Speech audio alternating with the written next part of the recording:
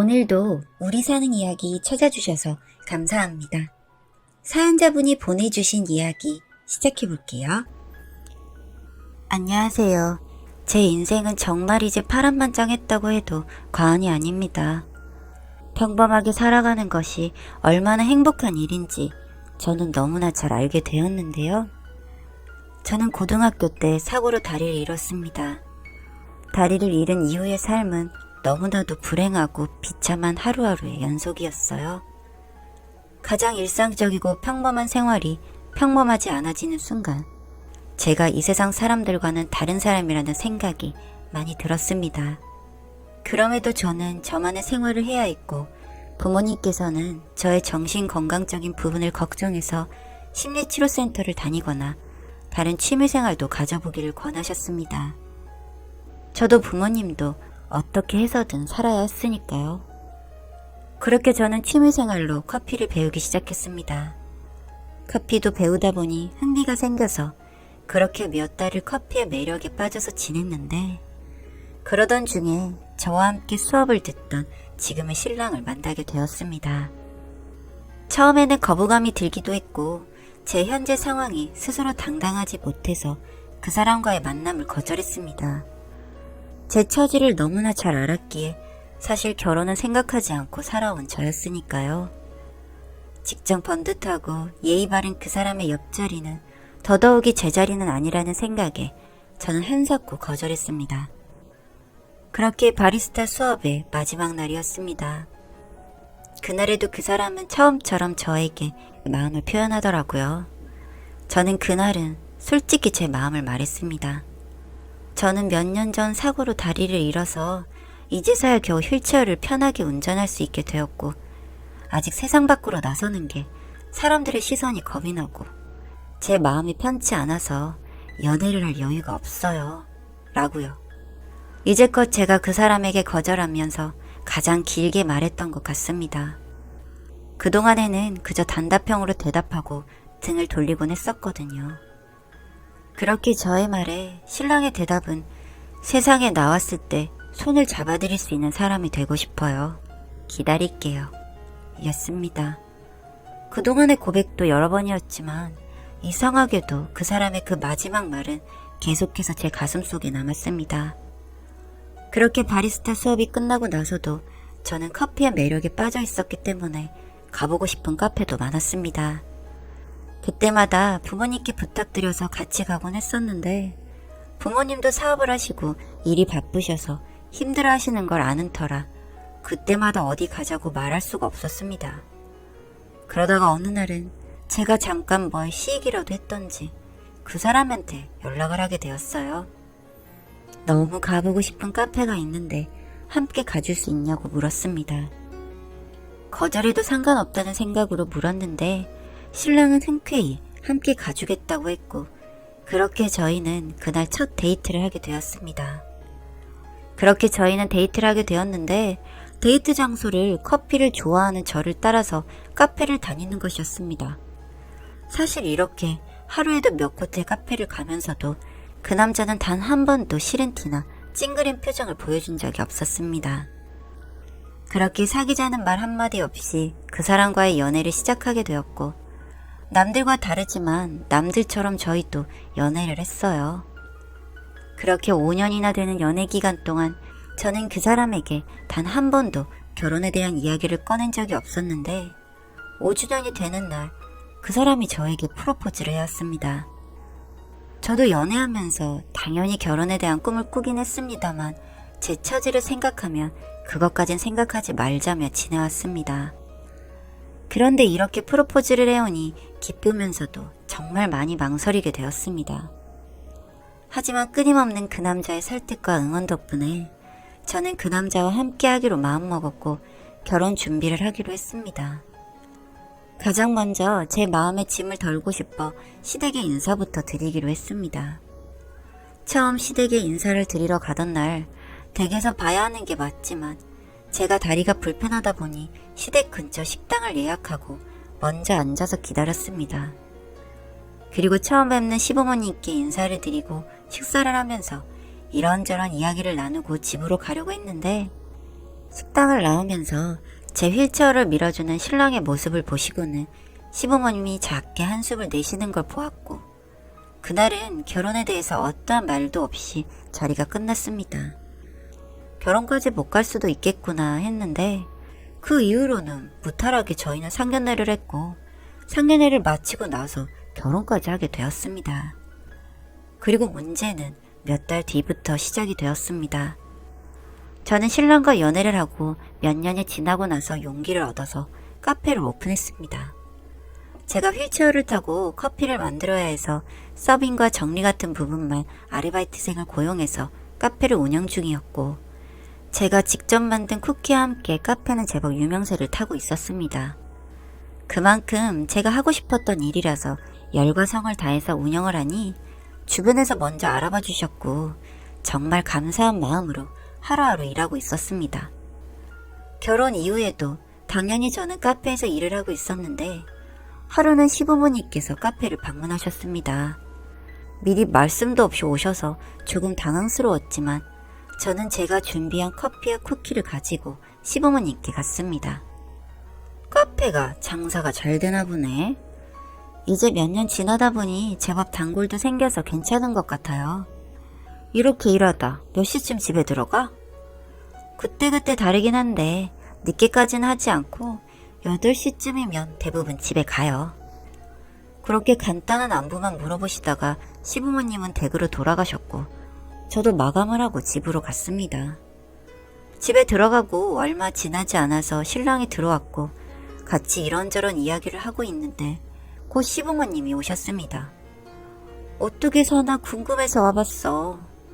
어머님, 낮에 귀뜸이라도 해주시지 그러셨어요. 그러면 집 정리를 해둘까봐 그랬지. 그럼 니네가 어떻게 사는지 모르잖니? 아, 네. 그렇게 한참을 집을 둘러보시던 시어머니께서는 방 청소 상태, 냉장고 등등을 살펴보시더니 집이 깨끗하다며 칭찬을 하셨고, 밥이라도 같이 먹고 가야겠다고 이야기를 하셨습니다. 신랑이 식사 준비를 해줘서 밥을 먹고 있는데 시부모님께서 음식이 너무 맛있다면서 잘 드시더라고요. 며느라, 이거 우리 며느리가 다 한 거니?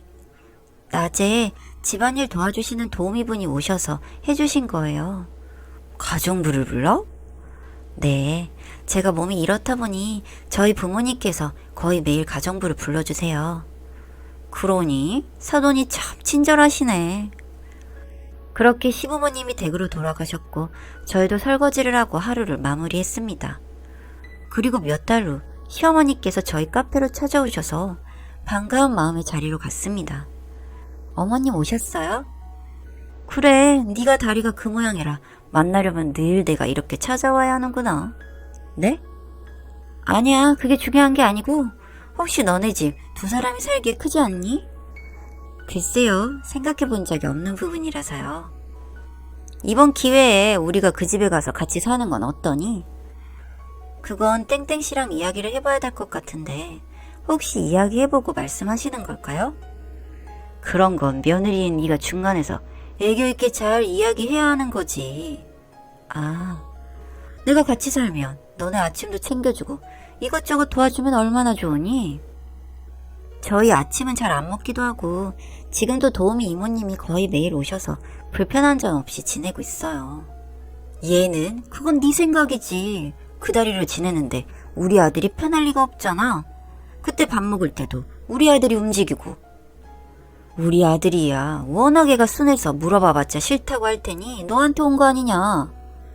어머님, 죄송하지만 저도 함께 사는 거 불편할 것 같아요. 뭐야? 그리고 어머님이랑 같이 살게 되면 도우미 이모님도 이제 못 부릴 텐데 어머님이 불편하지 않으시겠어요? 도우미를 왜 안 불러? 저희 부모님이 저희 두 사람 살림에 도움이 되라고 부르는 건데 식구가 늘어나면 금액도 더 비싸지고 저희 집에 어떻게 이야기를 하겠어요. 안 그래도 결혼할 때 저희한테 들어와서 살라고 하셨는데. 참나.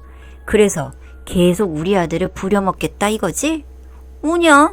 그래, 너희 하고 싶은 대로 해봐라. 장애인형 걷어서 결혼시켜줬더니 말 참 똑부러지게 잘하네. 너네 집은 돈 많아도 우리한테 쓸 돈은 없다 이거지? 그렇게 시어머님은 화가 나셔서는 카페에서 고래고래 소리를 지르다 가셨고, 놀란 저는 그날 가게를 일찍 닫고 집으로 갔습니다. 정말 놀랐어요. 저런 분일 거라고는 상상도 못했는데 어떻게 저를 비하하는 말을 저렇게 서슴없이 하시는지. 그 말에 상처가 됐다기보다 그냥 그 시어머니라는 사람의 인성의 바닥을 본 것 같아 그게 충격적이었어요. 그리고 신랑이 퇴근하기도 전에 시아버님과 시어머님이 집에 와서 또 저에게 한 소리를 하시더라고요. 나는 처음부터 이 결혼 반대했는데 뭐? 며느리 도리도 안 하는 게 이 큰 집에 같이 살자는 게 그렇게 잘못된 거냐? 나중에 그 몸으로 우리는 어떻게 모시고 살 거냐?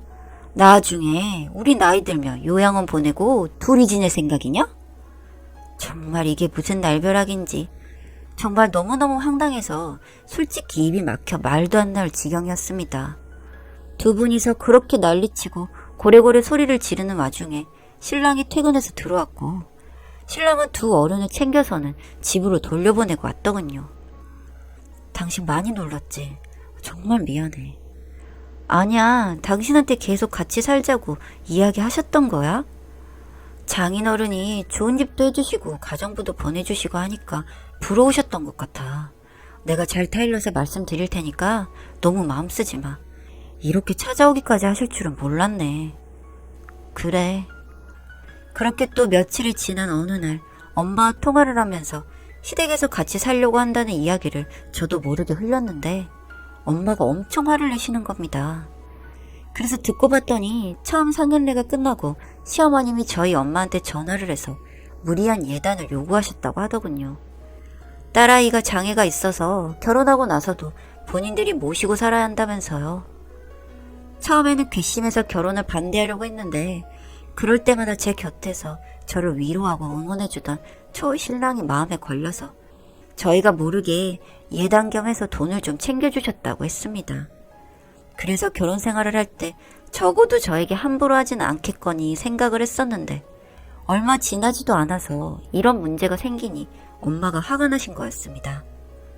그런데 그동안은 그냥 충격적이라고만 생각을 했는데 엄마의 그 말을 듣고 저는 화가 나기 시작했습니다. 이 사람들이 인간 이하의 짓을 하려는구나 하는 생각이 들었거든요. 그래서 시댁에 찾아가서 고래고래 소리를 지르면서 욕을 한바탕 퍼부었습니다. 주차 중이던 엄마도 그냥 두고 혼자 올라와서는 화를 참지 못하고 그렇게 해버렸습니다. 저보고 장애 있는 년이라고 욕은 엄청 하고 싫어하면서 왜 결혼시켰냐 했더니 결국 저희 집에 있는 돈 때문이었어요? 당신들 아들 보기 부끄럽지도 않아요? 내가 장애가 있어서 부족하다면 당신들은 그 돈에 당신 아들 나한테 팔아 넘긴 거나 마찬가지잖아. 당신 아들 팔아서 당신들 노후자금이라도 마련하고 싶었어요? 엄마에게 뜯어낸 돈까지 다 받아내고 싶지만 이미 다 쓰셨을 것 같으니 그것까지는 돌려받지는 않겠습니다만 또 한 번 저에게 모욕적인 말을 하거나 무시를 하면 저도 더 이상 참지 않겠습니다. 늙어서, 아니 늙기도 전에 요양원에 들어가기 싫으면 앞으로 조용히 박혀서 지내세요. 그리고 나서 제가 어떤 일을 겪었는지 아세요? 제 말이 끝나자마자 시어머니라는 여자가 제 머리채를 잡고 흔들기 시작했고 시아버지라는 인간은 제 휠체어를 넘어뜨렸습니다. 전 그렇게 넘어지면 일어날 수가 없거든요. 그런절 그 사람들은 때리기 시작했습니다. 아마도 제가 혼자였을 거라 생각했기 때문에 더 막했겠죠. 그렇게 얼마간 맞고 있었을까요? 엄마와 아래서 같이 만났는지 신랑이 집 안으로 들어섰고 그 이후로는 모르겠습니다. 워낙에 난리가 났었거든요.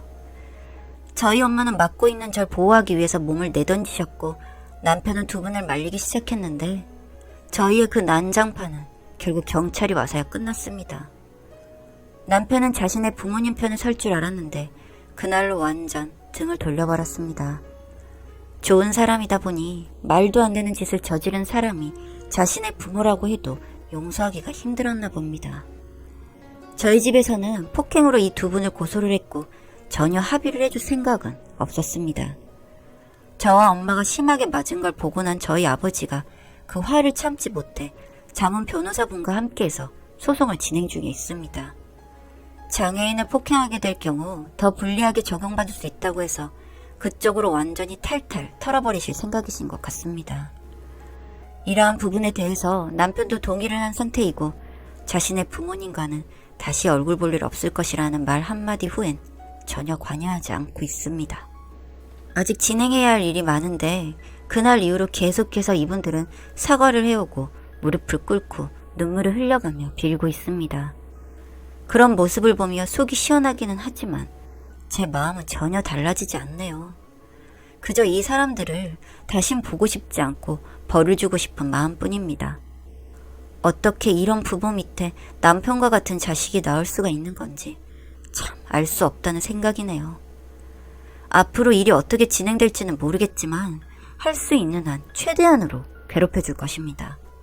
저 때문에 맞은 엄마를 위해서라도 말이죠. 여기까지 제 이야기 들어주셔서 감사합니다.